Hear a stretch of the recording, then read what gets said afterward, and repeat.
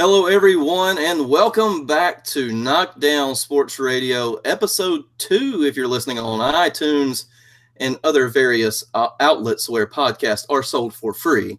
I am joined, as always, by my partner in crime, Mr. Cody Teague. How you doing, my man? Chris, I'm doing great. It's a great time to be alive. Happy to be here. Shout out to my mother who got kicked out of a 10 and under softball game yesterday. Just want to give her some love. Everything will be okay, Mom. Be strong. But no, man, it's always good to be here and shoot the crap and talk some sports, man. Indeed. I love Mama Teague, man. I can just visualize it, right? Mm-hmm. This sweet lady, sweet lady. To most. to me. And just imagining Mr. Blue just like tossing her. I just want to see that. Real quick, I know no one knows about myself and my family, but note to self, my dad is a ginger hothead, never been kicked out of a game. So my mom is 1, dad 0. So my family's on a rough. Scoreboard. Oh man. But it is what's the date? June 13th. If you're listening live with us, June 13th. So if you hear some old news or a couple days old news, that's why. But appreciate everybody tuning in to Knockdown Sports Radio. As always, you can find us on Twitter at Knockdown_media. That's Knockdown_media. So since we last spoke to you guys, we are now on iTunes. Are you counting these, Cody? Count them. 1. iTunes. Okay. Google Play. 2. Stitcher. 3. TuneIn. 4. And almost, hopefully, about to be approved on iHeartRadio. I wasn't ready for that one. Yeah, so I know, right? So I mean, big things happen here at Knockdown Sports Radio, but and I'm glad that math degree from Pfeiffer's paying off. You can count to 5. So we're going to get so much hate on this episode already. It's fantastic, dude. I love it. I can't wait till my mom calls me after church. After church. See, that makes it even better. Oh, God. But, all right, so if you're listening to us on any of those outlets, please rate us 5 stars, subscribe, give us a thumbs up on YouTube. There's a little notifications bell on the on our channel and on our video. Please hit that. That way you know when we're live every time. We're going to do this at least every 2 weeks. If there's some big stories going on, we may do it at least once a week. We'll just see how the news wire goes.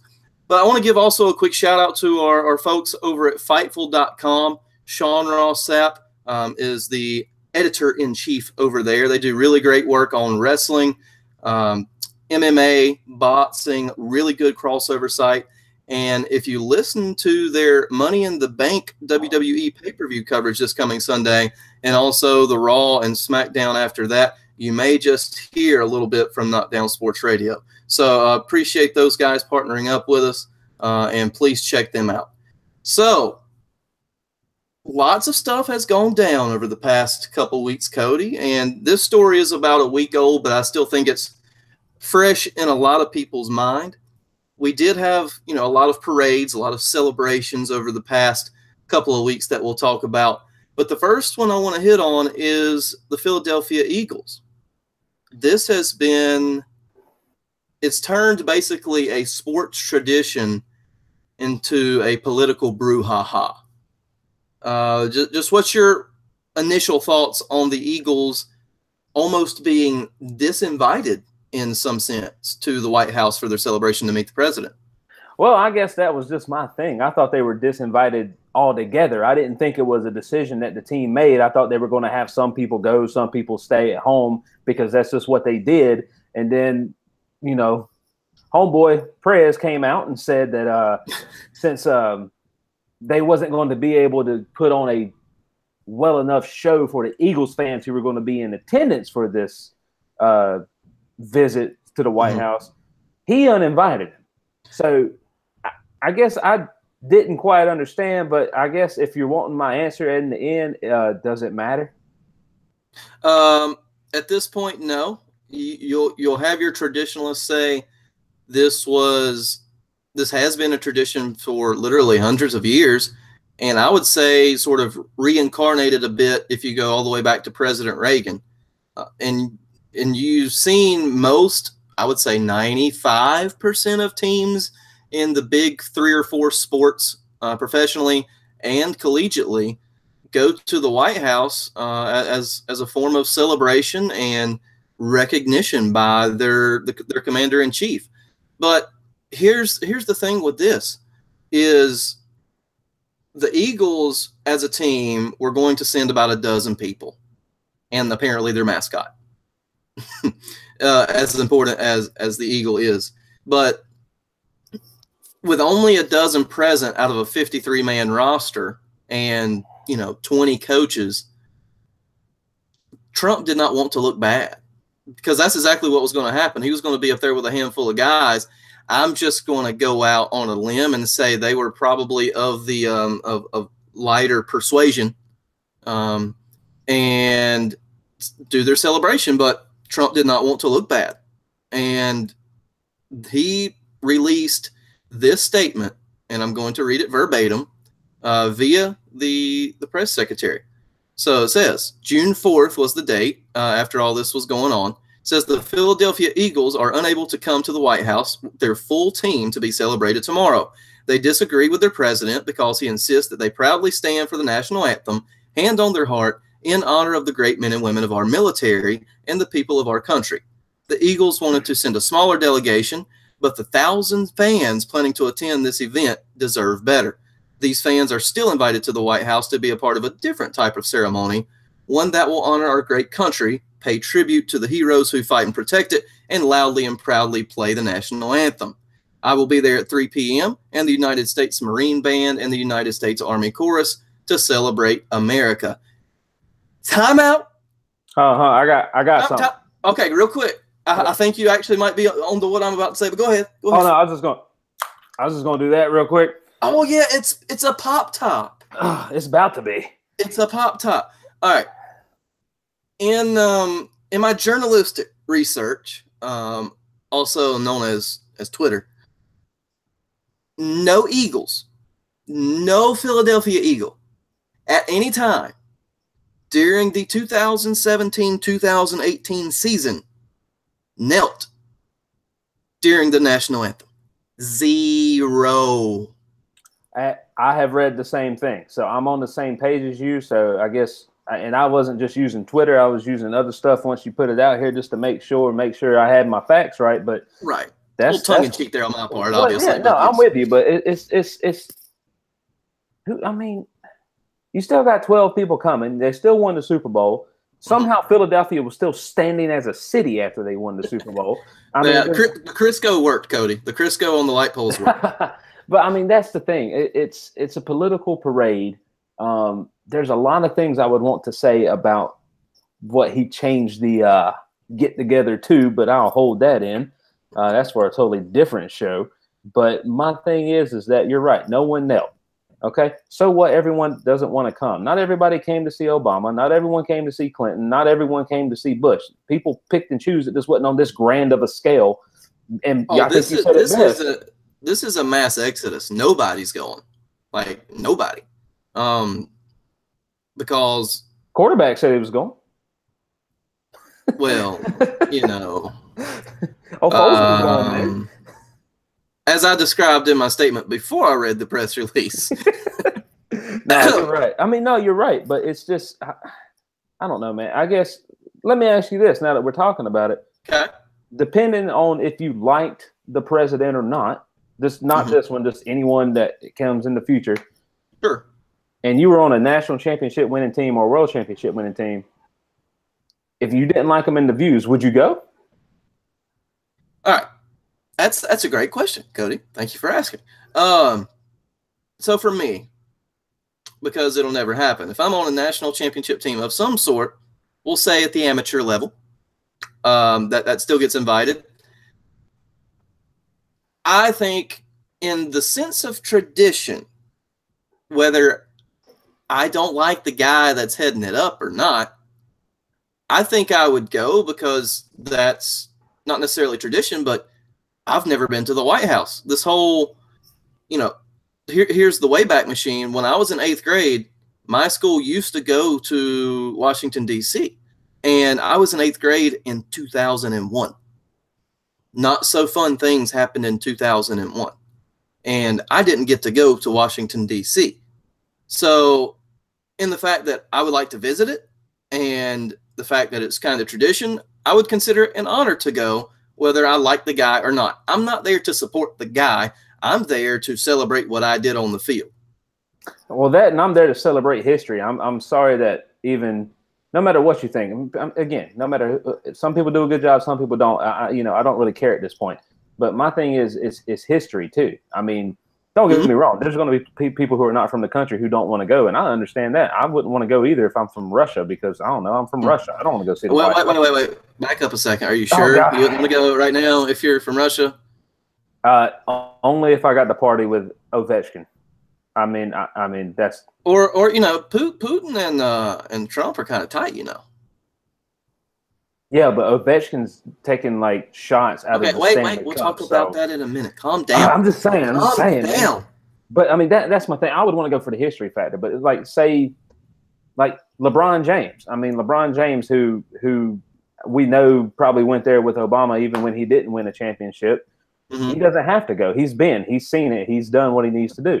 If you're one of the lucky people who apply and get to go as a civilian, by all means, you don't need to go again. It's fine. But face it, we live at a time to where people don't have a voice. People are trying to use their voice to say something, and it gets slapped in the face no matter where you are. Yeah, and here's what sucks about it to me, almost the worst, honestly, is, you have these team events. You're going to have other things in the D.C. area, in the Philadelphia area, such as charity events, sponsor events, things like that, that probably got canceled because of that. Players have a lot of times appearance fees, especially if they won a Super Bowl. They're going to go get that sponsorship money somewhere, whether it's a barbecue joint down the street or, a national brand. They're going to go get their money, but some of that stuff may have gotten canceled, especially the charity events. And to me, that's what hurts the most, honestly. Yeah, I mean, but then again, we're living in a time to where I know a lot of people do it behind the scenes and we don't see it. There are some people who are out there on the forefront, like, of course, our number one person in North Carolina in terms of being famous and being an athlete and doing what they're supposed to do is always going to be Greg Olson for the state of North Carolina and South Carolina, to be honest with you. I know the Eagles have some great people that do work in there. I've seen it on, the television, but it just doesn't matter when there's more bad than good going on in the world. This is where we end up. And face it, we can't hashtag stick to sports anymore. I mean, and it's all intertwined, music, sports. I hate it. I want it all to be separate, but it's not going to happen because someone has to have a voice. You know what? I don't hate it because it gave us a show that no one's ever going to listen to, but it's okay. To the dozens and dozens of you who listened to the first episode that we put on iTunes, thanks again. Appreciate you hanging out with us. And this kind of transitions into this story because our lovely President Trump cannot keep his hands off of sports. We talked about it the last episode. We talked about him already this episode, but Colin Kaepernick, who has been in the news for a couple of years now for his protest of the national anthem and whatnot, it seems that his legal team is doing a little digging, Cody, and may even subpoena, or at least attempt to, President Trump in some sort of restitution settlement that Kaepernick's looking for. Yeah, I think it's going to be more of a defamation thing, attacking his character and stuff like that. That's what it's going to come down to. I mean, it's not going to be he kept him out of the NFL. It's going to be his remarks on the stage that he is on as president kept him out of the NFL. So I think that's where we're going to be at. I'm not a lawyer. I don't know what will happen due to this, but it's going to be hard to say that it may not go through because of, again, it's attacking his character as a person. He's blackballed. We've talked about this on the show numerous times. He is blackballed from the NFL. And I'm not going to say he doesn't have a chance his legal team doesn't have a chance to bring him in for at least something. Yeah, I mean, if you scan the tweets of President Trump in a time frame that this story was pretty much white hot, you can gather a pretty decent defamation lawsuit, just in general, from just his quotes, just his tweets. Now, we live in a time now that Twitter, Facebook, is now legitimized in the court of law. Whereas before, that's just sort of their free speech, their First Amendment rights, whatnot. But you're getting to where this is being held as truth and fact within legal cases. So you might want to think before you hit the old tweet button, guys. Just saying. Because even if you, to sort of draw another parallel, all these pro teams during their drafts and everything, they go back all the way until these kids, 13, 14 years old, when they first got a freaking account, they had no clue what they're saying. They haven't built their character yet, but yet they're being, blackballed, or their draft stock is getting hurt. So not to make that parallel, but Twitter is a funny thing these days. It can cost you a lot. It can help you a lot. It's interesting, but so Trump may be subpoenaed in this lawsuit. There's a lot of hurdles that have to be jumped in order for him to actually testify, as you would expect. And the U.S. legal team, I'm sure, will work diligently to prevent his involvement in this case whatsoever. Yeah, and I guess my thing is I think our boy needs to sit through Herm Edwards' class. I forget which class he spoke to the rookies on. But he said, if you type it out, delete it. Just delete it. It's not going to do any good. Yeah. But what can you do, man? This is why, see, with me and you being on both ends of the spectrum and agreeing with each other, I don't know how I feel about that. We're supposed to argue, man. This ain't what it's supposed to be about. Well, here's a good one. Are you ready for Dennis Rodman to be like the next vice president of the United States of America? Oh, dude, absolutely. I couldn't picture anything better. At least Secretary of State. Secretary of Pot. Well, all right. So if you haven't heard, Mr. Dennis Rodman, known for his tenacious defense, rebounding acumen, colorful hair, colorful mouth, I guess we could say. Wedding dresses. Yeah, wedding dresses. And lots of pot sponsorships. Just saying. Lots. And that's all right. We have to be honest with ourselves. That's really why he's on TV. He's trying to get the whole the pot coin, or whatever the heck he's putting over, basically Bitcoin for drugs. But anyway, they fly him to North Korea all the time. I mean, something's going on. I mean, Dennis Rodman, world peace initiator, apparently. American hero. Something like that. Yeah. So here's the thing: is he knows both parties, or has at least had relationships in a sense with both parties of both United States and North Korea. I mean, Kim Jong-un is his boy, apparently. I don't know what you want me to say. I mean, if we had to pick the least likely person to be a diplomat between these two countries, I think we would all say Dennis Rodman is it.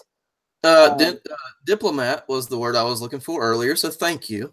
I appreciate that. I'm on my dictionary tonight, man. You best keep up. But that's you are. I mean, but my thing is that again, we won't go into the deep part of it to where, again, not the show for that. I need to do a 30-minute segment with Leslie. That'd be great. Oh dear God. I know, right? Put it on our feed, please, God. I'll send it to you, man. But I mean, but my thing is we got one of the best defensive basketball players in the NBA, one of the best rebounders, multiple championship rings. I just don't think that's who you still picture to bring these two people together. But hey, his resume on paper looks great. You think, oh, okay, multi-time champion, pro athlete, decent numbers. And then his picture flashes on the screen, and then he talks. So, yeah, whatever he does, I hope it's for the benefit of everyone involved, and we can just all live singing Kumbaya around a campfire, eating s'mores, something of that nature. Hey, I have a question. Sure. You think he picks Kim Jong-un up by the underarms and lets him slam dunk the ball? He's only going to like an 8-foot goal for that. Well, dude, he has a whole country, man. You've seen the interview. He has a basketball goal. He loves basketball. Yeah, he does. Yeah, he's got a solid jump shot. Number one sport in North Korea. All right, man. Let's get to the real thing, man. Let's bring up the debacle that was the NBA Finals. And my God, it was from Dennis Rodman, NBA champion, to Kevin Durant, now multi-time NBA champion and Finals MVP, as the Warriors took out the old brooms to absolutely sweep the Cavaliers 4-0. Yeah. Only one game was really that competitive. Yeah, let's see. You pick 5, I pick 6. Mm-hmm. We were both way too nice. Way too nice. Yeah. I mean, Durantula, a.k.a. Cupcake, had himself a good series. The Slim Reaper. Slim Reaper. It's my favorite. That is my favorite. I mean, I still like Cupcake, but I'm just biased because, Oklahoma City's fantastic. I mean, but the thing is, though, is, Seth had a good game. KD had good games. Cavaliers, man, I don't even think they were in the building any of those nights. Even at home, man, they shat a brick at home. Yeah, they did. And you probably just took away our funding by saying that. I'm just kidding. You really didn't. Hey, they say it on public radio where we live, man. I can say that. That's fair. That's fair. That's fair. So, all right, 4-0 sweep. KD's the MVP, deserved or not. Steph probably played a little more consistent, but it was time for KD to get the hardware and cement. I won't say cement his legacy. I don't think he has a legacy yet, because KD almost has a reputation for being so good, but he's not the best player on his team ever. No. He's just one of those dudes, because he hates playing second fiddle, and now he doesn't have to necessarily, because I still think no matter what, that team's going to stay together for at least another year or two. But they're going to have to pay up to keep everybody too. But with the numbers and the performance he had in games 3 and 4, KD probably deserved that MVP.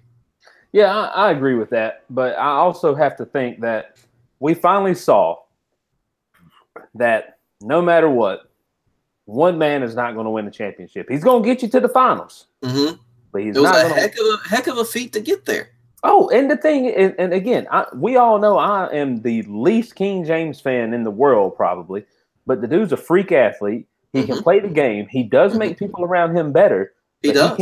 He can't do it. And I don't know if it was so much that the Warriors won the championship or the Cavs lost it. Well, because the reason I say that is because if you're not doing anything to help your main person, which is exactly what the Warriors did, they got Steph Curry. They built a team around him within, 4 or 5 years? And 3, really. Okay. Yeah. And then look what they're doing now, multiple championships. You bring back LeBron, you build the team around him 1 year, you let everyone go, you're done. It's not going to happen again. He's going to go continue. That's one of our later questions for a fun game. Yeah. So, real quick, one-word answer. Where does LeBron go after this year? Lakers. 76ers. Trust the process, baby. Do we need to elaborate on our answers? Nope. That's where we're leaving it, because we'll let all the other talking heads actually discuss that all summer long, where you will not hear it very much here on Knockdown Sports Radio, which you can find on iTunes, Google Play, Stitcher, TuneIn, and iHeartRadio. Rate us 5 stars. Again, that's 5 places, 5 stars. Make it happen, guys. Ooh, that's our new tagline. We're putting that on Twitter.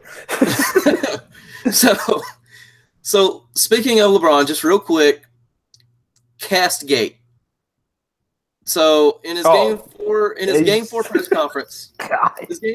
conference, my boy comes out with a brace on his arm, saying that he's had arm troubles, he's had hand troubles all series because apparently he punched a blackboard, whiteboard, chalkboard, dry erase board, something after game 1. And God knows he needed to punch something because he obviously could not punch J.R. Smith. So, I mean, if I'm not mistaken, Kobe won a championship with a sprained ankle and a broken finger on his shooting hand. So, and he didn't have Shaq with him at that time, and he was playing the Boston Celtics with some of the big three. So I'm still trying to find the excuse, Chris. I can't find it. Here's the thing. LeBron is the best sports writer ever. That's what I've got it, because LeBron writes the story for us. We don't have to try to figure it out. He writes it for us to put him in a light that whatever he wants us to see him in. Like, he's smarter than us. That's the thing. And I hate talking about it, but you can't help but do it. You're right, because he's like, you know what? They won the championship. You know who you're going to be talking about for the next 2 months? Me. Why? Because I put a cast on my arm. I mean, you're exactly right. Not even that, but it took the blame off of him for losing. It gave us a conversation piece other than he's 3-6 in the finals. It's like, oh God, is his hand okay? Are these teams going to be looking at his health records? What's going to happen? Oh my goodness. But my thing is, if you're blaming LeBron for losing the NBA finals, you're an idiot. Then are you even a freaking NBA analyst? Are you... have you seen a game of basketball in your life at that point? I mean, let's be real. It's not his fault. It's his fault he went back to Cleveland. But right. But it's also not his fault that they had a timeout in game 1. They didn't use it. It's not his fault that J.R. Smith didn't know what the freaking score was at the end of regulation and then got blown out in OT. It's not his fault that Kyle Korver couldn't find the broadside of a barn. It's not his fault that Jeff Green, although a wonderful redemption story, could not fill the shoes as LeBron's second man, basically.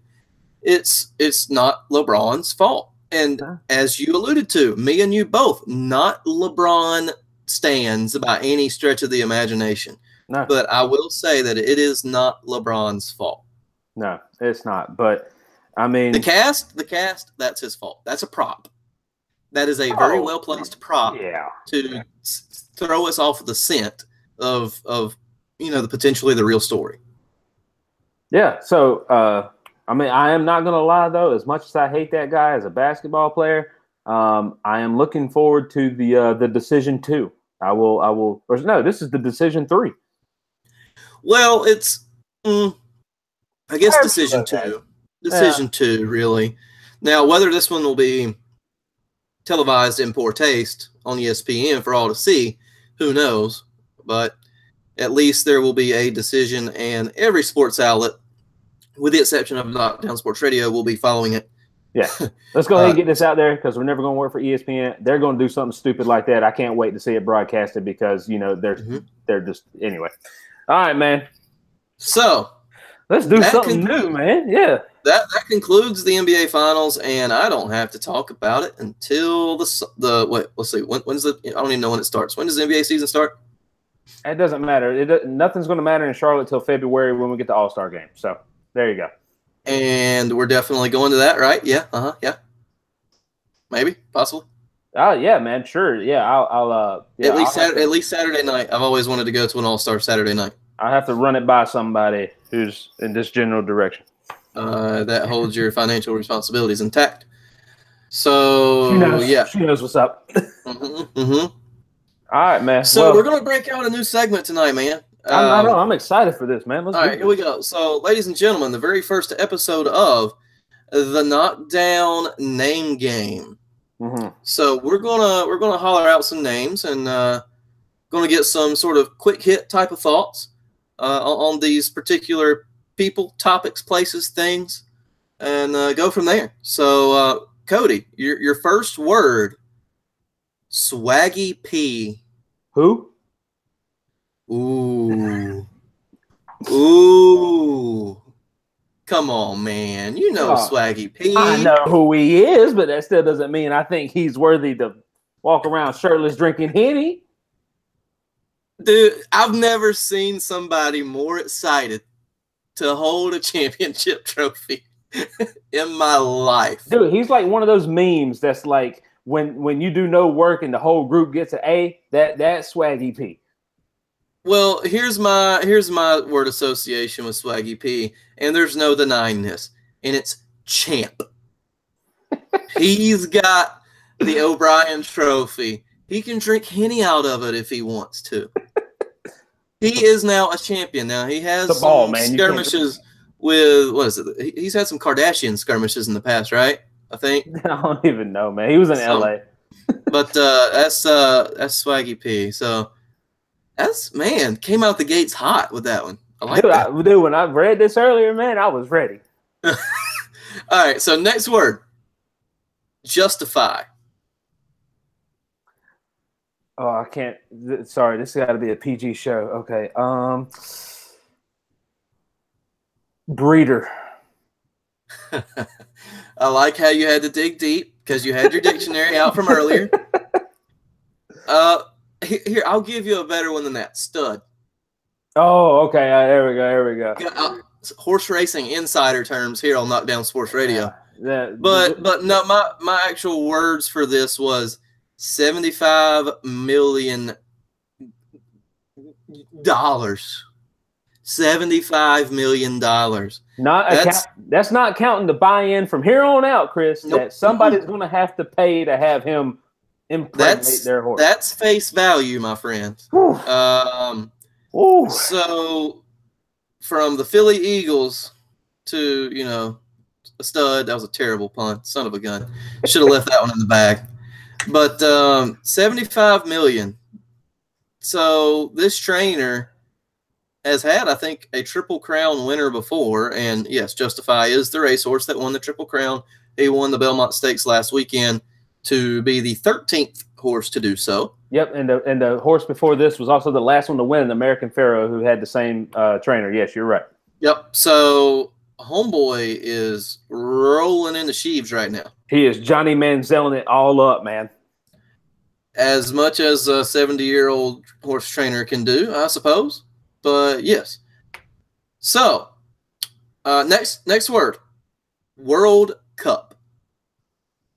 We going. Yeah, we are. Oh, man, I am pumped, man. Let's just say, I guess my word should be united is, I guess, the proper term for what we have going on here. Okay. What about you, man? What you got going on? What's your word for the World Cup? And this has no relationship to flatulence, but Putin. Since it is, in Russia. Obviously, we're on two different pages. You're ready for tomorrow. I'm ready for 2026. Well, good buddy, I hope we're still doing this show in 2026 so we can do a full breakdown. Yeah, for real, man. At that point, we'll be Swaggy P if we're still doing this show in 8 years. I can't wait till I buy my first bottle of Henny, man. Oh, dear God. But, all right, so, yeah, I'm ready for the World Cup, whether we're in it or not. Mm-hmm. I think it's always a fun watch. You can pick your underdog teams to root for. We can root against Canada, everything like that. So the thing is, though, is with the whole North America thing in 2026, they had the vote between all the countries, and you can say that the United States has still a few doubters. I wouldn't say doubters necessarily. Not very friendly countries, to put it in soccer terms, I guess we could say. But the final tally in the vote was 134 to 65 in favor of the United States bid over the bid from Morocco. And a couple of teams chose not to vote or chose neither option. So, really not as decisive as one might think, but still a fairly landslide victory for the 2026 World Cup. Yeah, man. Just to say real quick, my pick for Russia is going to be England. I don't know why, but I have a good feeling they're probably going to make it to the 16 and get knocked out, but that's besides the point. And just some of the notable cities around us, Chris, that I hope we can go to, just to put it on your calendar, 8 years from now. Baltimore, D.C., Cincinnati, Nashville, and Atlanta are in the running for some of the host cities. Again, there is a seating capacity, I believe, of 35,000 that the stadiums have to meet. All the ones in the U.S. meet it. The 3 places, I know at least 2 meet it in Mexico. I do not know about any of the 3 locations in Canada, to be honest with you. I just don't think that their soccer stadiums, their baseball stadiums, or their other – I think they might have some – I know they all have Canadian football stadiums there, but I don't know if they are big enough as well, to be honest with you. But yeah, that was going to be my next thing is, Toronto has, I think, the Argonauts in the CFL. Toronto has the Blue Jays, obviously, who has like a 60,000 capacity if they really want to do a conversion for that particular week. But the whole thing is that's during the MLB season. So that's going to be a little tough to do from a logistics standpoint. But I'm looking forward to it. I'm glad we got something. Hopefully, we'll still be around and we will potentially make a little road trip. Yep. But, if all things come to fruition, that I gave you a dream scenario earlier, that us in the North Carolina area, there's talks of another MLS expansion team coming to either the Raleigh-Durham area or the Charlotte area. And if we could get that promotion to the MLS and get that new stadium, we could be a host city. I mean, dude, they ain't 35,000 soccer fans in North Carolina, man. I hate to break your heart. Yeah, you're right. But I think the one that they proposed to build for the MLS stadium was about 10 to 15,000. Yeah, it'd be pretty much a very significant stadium to build outside the Raleigh-Cary area of the Raleigh metro area. But I mean, I'm still pulling for it, but I guess my thing is, Chris, in terms of the finals, I just want to say it's probably going to be L.A., Mexico City, or I hate to say it, Jerryland in Dallas. But they have to put down real grass for the World Cup. There are stipulations for that, apparently. So the pitch may be a little scruffy, but that's an issue every World Cup. We'll see who has the best fescue. This year. It's going to be the Rose Bowl in 2026. Let's be real. It's where they host it all the time. Either there, Seattle, or even high up 80,000 miles in the sky in Mexico City. But I'm so pumped we're getting it. I already told Leslie was going. She told me she wasn't going. So it's me and you, bro. All right, man. Maybe I'll take little man. You can pack the dogs in. We'll go. So, oh, man, what? How old will he be then? Like 9. 8? Oh, old enough. Oh, yeah. He can put on he can drive us around. He's fine. In a scarf and do a little chant. I'm sure he would be fine. Again, he can drive us around. We're fine. We're good. Exactly. Right. So, next word. Omaha. Peyton Manning? God, I was hoping you would say that.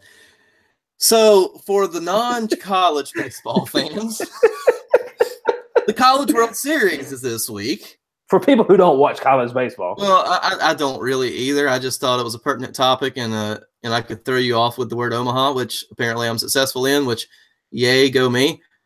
But let's see. The 2018 NCAA Men's College World Series is in Omaha, Nebraska, starting this weekend, and it goes for about a week and a half. The teams participating, and this is the reason that I put it in. Oh, I knew. Before Oregon State. Oregon State's one of those teams. That's not the one you thought. Oh, there it is. North Carolina, the Tar Heels, emanating from Chapel Hill, North Carolina, are in the College World Series. You also have Mississippi State, Washington, Arkansas, Florida, Texas Tech, all rounding out the field. And my arch nemesis, Duke, actually was a few outs away from getting there for the first time in a long time. I'm not sure if they've ever made it. I'm not familiar with Duke baseball, but apparently that was sort of an underdog story, and they almost made it. So College World Series starts this coming week. I'm sure it'll be on the ESPN family of networks. It's always nice to hear the ping off the metal bats still in college, which is always fun. Yeah, and just a shout out to the North Carolina teams that even made it to the regionals. You have to think you had Duke, NC State, Carolina, ECU, A&T, I know I'm missing some, but there's at least 5. I think we had 8 in total, maybe. UNCW, I think, was there. Yeah. I mean, that's the thing. So just a huge shout out to the baseball state that has 10,000 minor league teams, but no major league team. For the next show, we can talk about that. North Carolina being played with quote-unquote small markets. But here we go. Last and final, but most definitely not least, Alexander Ovechkin. It's going to be more than one word, but guy I want to party with. See, I thought you would say that because you kind of have a similar look going a little bit. You got the hockey beard going. I got more teeth. Yes, you do. And he may have actually drank more beer than you this week, Cody. Oh, yeah, for sure. No one can outdrink Alexander Ovechkin these next probably 2 months. Well, see, here's the thing. I've been watching the whole Twitter feed for like the last, 100 hours or so. I haven't seen a sober picture of him yet. Would you be though? He's been big spoon. He's been little spoon. He's I don't know what he's been drinking out. I do not want to put a cotton swab and put that in a petri dish. Whatever he's been doing to that cup. Oh, but I would do the same thing though. But I will say, and it's not often that I put these two words together, except usually when I hang out with you. Drunkenly awesome. Because it's true because he has partied like it's 1989 or whatever that stupid saying is or old saying is, but he has lived up to every partier's expectation and more. And my God, that man can hold his alcohol. And the thing is, though, is that he's done it safely, he's done it responsibly, and he's done it because the man freaking deserves it. I mean, come on. I mean, he's been in this league for so long. He's with the Capitals. Yeah, I mean, they now have one cup, the same as the Hurricanes. RIP that joke. I'll miss that. Yeah, and you hit it before I did. That was my next line, but that's okay. Well, so rest in peace to Sports Channel 8. Their main joke is they're going to have to find some way to equate it because the Hurricanes have been so bad lately that I think they can get away with it. Well, I think the Hurricanes are going to be on the rise. But real quick, I mean, Ovechkin, he's earned it. The man, he's grinded out in this league. He started off really young. He's here now. He deserves it. And I'm honestly, if I'm not happy for anyone else, I'm happy for Alex Ovechkin. For sure. And I was able to get a glimpse of the celebrations, both of the Golden State Warriors and the Washington Capitals. And I have to say it's quite the toss-up on who had more fun. I mean, I find it hard to believe that if you had more fun than Alex Ovechkin, then you probably died. Well, Draymond Green we may need to look at the Twitter feed tonight because he was already lit, as the kids say. You should be. You won a championship. Yeah, you probably should be. You probably should. Even you would, man. Well, I mean, some people like to remember their parade, but instead of being remembered for the parade, see what I did there? So I don't see anything wrong with either, man. I'm just being honest. Yeah, I know. But that does it for the Knockdown name game, and we've cleaned up all of our pop tops. So no more pops to top, or unless you've got another one there. I'm out, man. I'm out. You're out? I wasn't prepared. If you would have told me, I'd have brought another. I hear you. But that'll do it for today, ladies and gentlemen. Quick reminder, you can find Cody on Twitter. Tell them where they can find you, man. You can find me at CRTEAGUE008, CRT008 on the Twitter. Follow me. I do funny stuff and talk about beer. So come holler at me. And apparently play Fortnite now or something. Is that a new thing? Oh, man, you checking me out on Mixer? No, I've just seen the link. I have not checked it out nor donated, or isn't that a donation site? No, man, you just watch.